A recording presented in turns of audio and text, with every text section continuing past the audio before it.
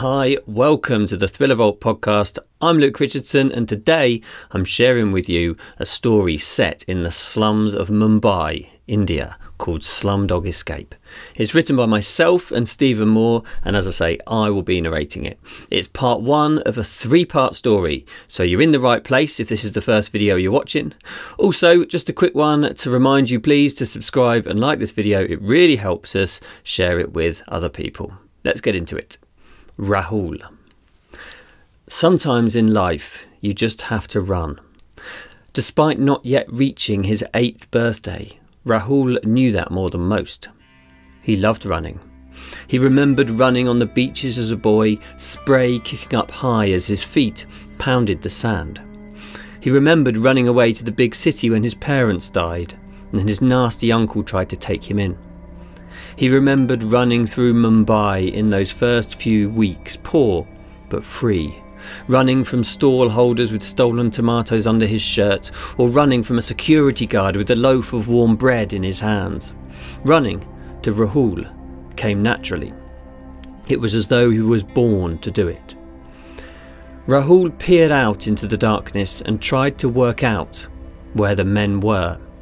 He could hear at least 2 of them snoring on the far side, but the other was silent.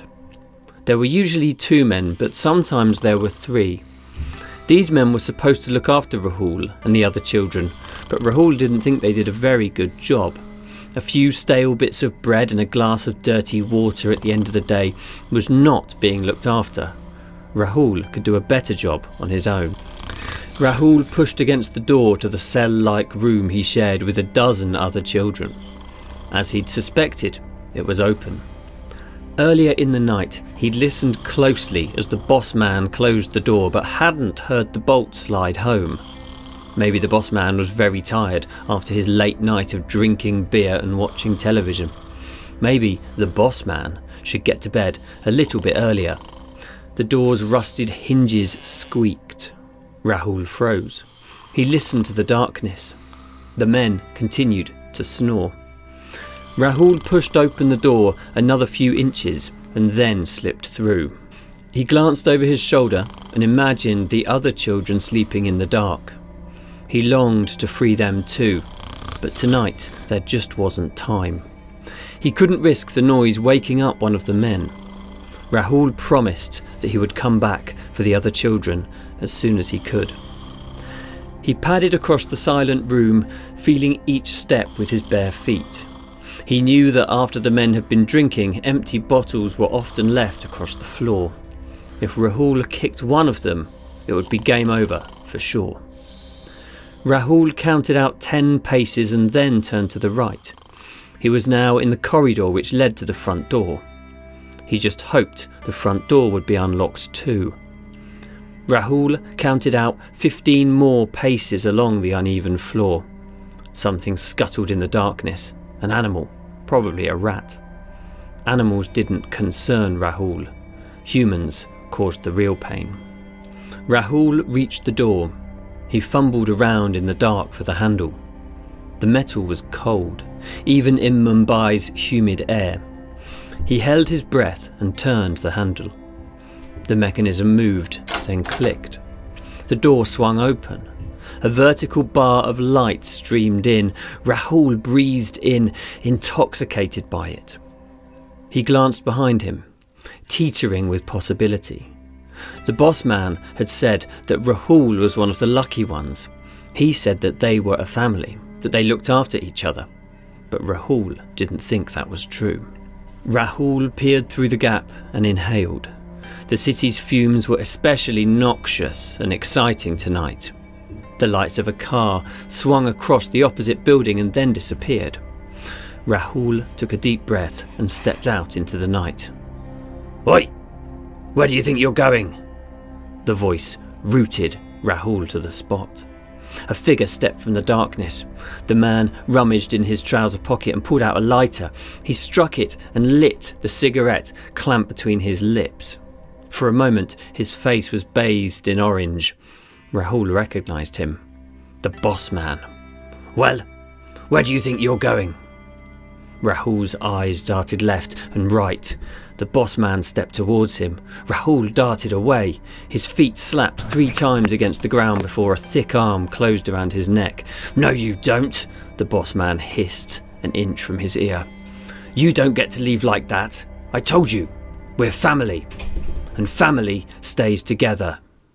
Kayla emerged, exhausted and bleary-eyed, into the chaotic arrivals hall of Mumbai International Airport. On first glimpse, the place looked more like a riot than an organised system. Scrums of men carrying overstuffed luggage hustled this way and that. Women herded children towards faraway exits. Taxi drivers touted for business. Hawkers sold drinks and snacks. Security men in military uniforms lounged against the walls, smoking, proud of their big guns, and paying nobody any attention at all. Indian holy men in bright orange robes, glamorous European women in designer clothes, foreign nuns, well-dressed bankers from all corners of the globe jostled shoulder to shoulder, all vying for the same delicious breaths of hot and humid air. Kayla was excited by the variety, intoxicated by the contrast, and couldn't wait to explore. She took a deep breath to steady the pounding of her heart. "Miss Stone? Miss Stone?" Kayla turned at the timid yet high-pitched voice, surprised she's heard her own name over the thunderous din. "Miss Stone? Miss Kayla Stone?" Yes, I'm Kayla," she said. I am a pleasure to meet you, Miss Stone." A young Indian man in a bright red shirt stood behind her, his palms placed across his chest. "My name is Dilip, and I am your driver to take you to the, very excellent Kalaba guest house." Hello, thanks, okay." Kayla glanced at the airport surging around her. She felt suddenly uncomfortable. How did this young man know who she was? "Mr. Kermi, owner of the Kalaba guest house, told me I was waiting for a beautiful woman with blonde hair." Kayla glanced at another blonde-haired woman sauntering towards the exit. "He said that also it was your first time in India, isn't it? People who are coming to India for the first time are very easy to spot. Follow me, Miss Kayla. I take your backpack?" Before Kayla had the chance to respond, Dilip grabbed her pack and hoisted it over his impossibly skinny shoulders. Then, with several wiggles of the head, Dilip beckoned Kayla to follow. "All right then," Kayla whispered to herself, her worldly possessions heading for the exit. "I'll just have to go with it."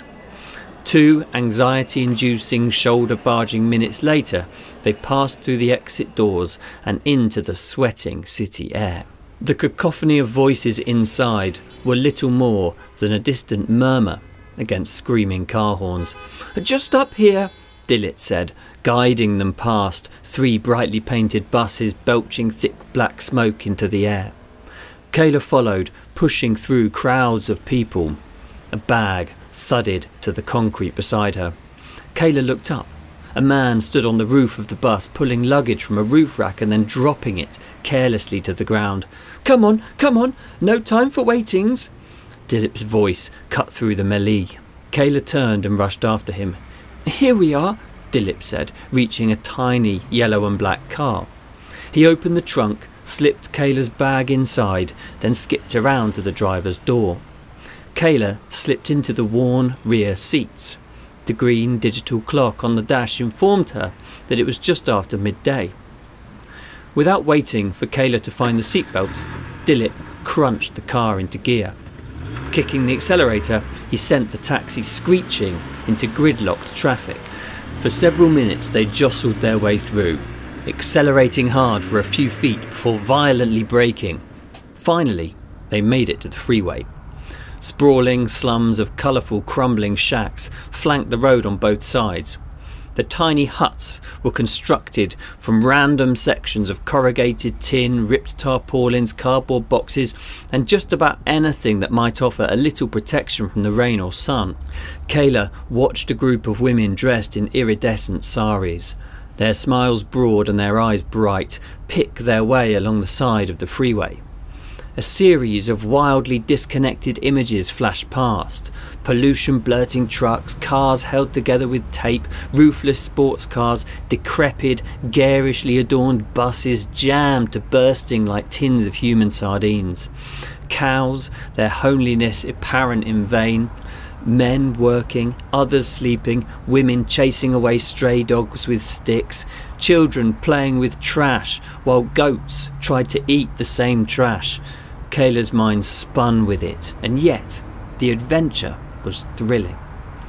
The city of shacks gave way to an expansive boulevard running parallel to a glimmering stretch of ocean. This is Back Bay, Miss Kayla, and the Arabian Sea beyond. It is beautiful, isn't it? Dilip said, turning away from the road for far too long. Yes, it is, Kayla stuttered, her eyes still struggling to take it all in. It was very beautiful. Mumbai was crazy, chaotic, misunderstood, scary and different, but beautiful too. Rahul. The boss man stepped back and leant against a crumbling wall. Sweat drenched his grubby shirt. Several buttons had long since given up trying to contain his stomach and pinged away, never to be seen again. The boss man plucked a pack of biddy cigarettes from his pocket, lit one and inhaled deeply. He looked around. Several pairs of fear-filled eyes watched him. "Where is he?" the boss man spat. Suddenly, a boy was pushed into the centre of the room. The boss man dropped into a crouch and peered at the small child. "Now, Rahul, we need to talk about what you tried to do last night." His voice was soft and calm, almost fatherly. Nothing. I didn't try to do anything." Rahul shook his head and shivered despite the cloying heat of the night. The boss man nodded and smiled. "You know you are here because you are special." He spread his arms out, indicating the other children nearby. "You are all special. You are very important to us. We need each other. And because we need you, we want to take care of you. We are family." The boss man stepped forwards, and Rahul tried to back away. Another man, known as Weasel due to his diminutive size, stepped out of the shadows and held Rahul in position. "This is why it makes us very sad when you try to run away." The boss man picked up a length of thick bamboo. Rahul's eyes flared, watching the cane. He'd seen this before. He tried to squirm and wriggle away, but the weasel held him tight. Boss man nodded, and Weasel pulled away Rahul's shirt, exposing his ribs, which jutted beneath his skin. Boss man swung the bamboo high. It whistled through the air. He swished the cane down and it cracked against Rahul's chest. Rahul screamed, his voice echoing for a long moment through the whole building. Then the whipping sound returned, and again, and again, and again. Finally, the boss man dropped the blood-stained bamboo to the floor. He straightened up and addressed the assembled children. "This is what you make me do when you try to run away," he said. "This is your fault." The boss man pointed at Rahul. Weasel forced Rahul up from the floor and made him stand straight. His chest, back and face were marked with several bloody gashes. The boss man leaned in close to the child. "Tonight, Rahul, I need double from you to pay back your mistake. And don't try anything, because we will be watching. Do you understand?" Rahul nodded. Silent tears made trails across his filthy cheeks. "And if you fail," the boss man said, standing at his full height, "I will take out one of your eyes." Kayla. An hour later, Kayla swung open the window of her room in the Colaba guest house. A welcome breeze drifted in, carrying with it the aromas of street food, incense, and the tang of the ocean. Kayla felt the weariness of countless hours on the move fade and her hunger swell.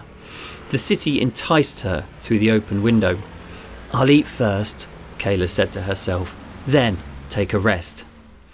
After a quick freshen up and a change of clothes, Kayla checked on her phone for good food places near the guest house.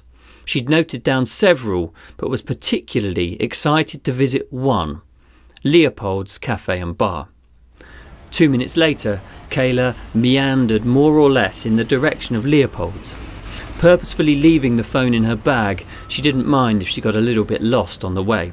Kayla sensed a good vibe on the street as she made her way northeast towards Leopold's, nestled somewhere behind the imposing and iconic Gateway of India monument. Kayla knew nobody in the city and revelled in the freedom of leaving her regular life in Sydney behind for a while. It wasn't that Kayla didn't like Sydney, but she was pleased to have the opportunity to see a bit of the world before she settled into her future. A future that, right now, she couldn't decide on the direction of.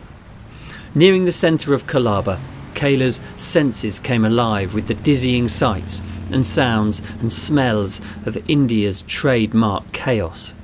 She turned and carried on, hunger and the desire for an icy beer driving her forwards. Ahead, a large red sign hung above the open arched doorways of the restaurant. Kayla recognised it from the guidebook and stopped dead on the thin pavement, causing two women in bright blue headscarves to shuffle past her. Leopold's Cafe and Bar, the sign said. "Excuse me, miss," came a weak voice from a few feet away. "I need money for food." Kayla saw a small boy, no older than 6 or 7, his hands cupped before him. Although Kayla had seen countless people on the walk who appeared to be living in poverty, none had yet to approach her. She was about to walk on when something on the boy's face drew her attention. He had a series of red gashes up the back of his neck and cheeks, as though someone had gone at him with a cane. Kayla dropped into a crouch and looked at the boy. "Who did this to you? What happened?" she said, suddenly concerned. Nothing," the boy said. To Kayla, his expression said the opposite. She glanced around as though looking for someone to help. People on the street continued with their lives, as though the boy didn't even exist. "What's your name?" Kayla said. "Rahul," the boy said. You have money?" Rahul lifted a dirty hand towards his mouth. Suddenly, Kayla felt a blow of helplessness. There really was nothing she could do for this poor young boy. "Okay, Rahul," Kayla said, pulling a few rupee notes from her bag. "Take this, get something to eat, and please stay away from whoever did this to you." "Yes, miss, thank you, Rahul said, accepting the money and nodding excitedly. Kayla stood with a heavy heart and then turned towards the restaurant. Rahul shoved the money deep inside his pocket and couldn't believe his luck. The lady had given him more money than he'd ever seen before. He longed to pull the notes back out again and properly count them, but he knew that was a bad idea. Bossman would be very unhappy if he knew that Rahul had been counting the money in public. The first rule they were taught was to look as poor and sorrowful as possible. Rahul cupped his hands as another pair of tourists walked past. This pair didn't even glance down. As the tourists sauntered away, Rahul was suddenly struck with an idea. Why should he give this money to Bossman? Rahul had asked the lady for the money, and she had given it to him. Therefore, Rahul thought it was probably his to spend as he saw fit. Rahul's mind filled with all the tasty food he could buy with the money. Maybe he could even buy something for the other children too. Then he froze. Bossman would take the money, whether Rahul liked it or not. That was unless Rahul escaped, properly this time. Rahul glanced up and then down the street. He couldn't see Bossman or any of his corrupt friends. That didn't mean they weren't watching though.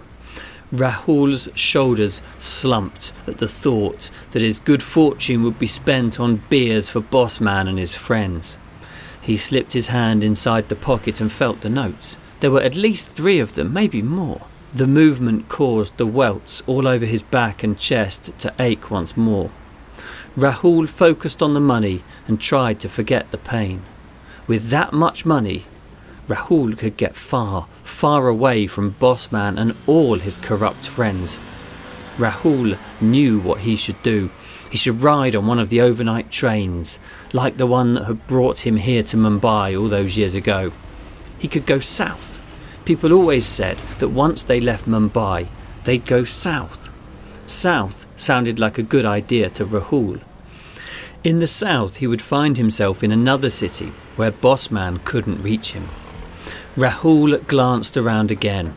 Bossman wasn't nearby, or at least he didn't think so. Rahul made a decision and stepped away from the door of the restaurant. No one shouted at him. No one came for him. He took another step, his senses on high alert. Still, no one came. Then Rahul ran. Then Rahul heard the voice. Slumdog Escape by me, Luke Richardson and Stephen Moore.